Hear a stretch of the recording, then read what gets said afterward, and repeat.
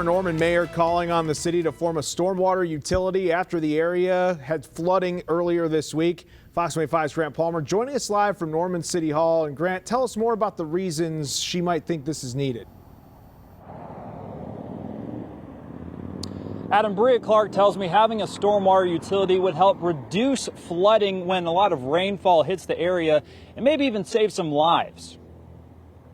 I hope it doesn't take some sort of tragedy like we saw in Moore for us to realize we're way past due on this, but I am afraid that is the reality of the situation. Former Mayor Breea Clark posting this picture Wednesday of a large body of water in the middle of a downtown Norman road, using it as an opportunity to call for the utility. She says Norman is the largest city in the state to not have a stormwater utility and that we're seeing the consequences. Not only does it impact infrastructure, vehicles are getting flooded out, streets are washing out, houses are flooding. We saw in Moore, people have been dying from the flooding, but it also directly impacts water quality. Clark says Norman is also the only city in the state that is required to go to a public vote to create a public utility, which has failed twice, once when she was mayor.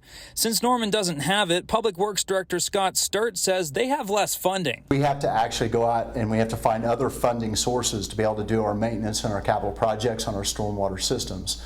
So we don't have that consistent every year funding mechanism to be able to go out and do the repairs that are necessary.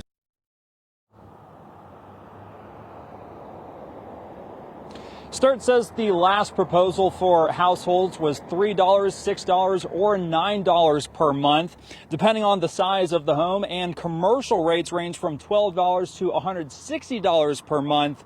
But those could be a flat rate or a tiered system in a future proposal.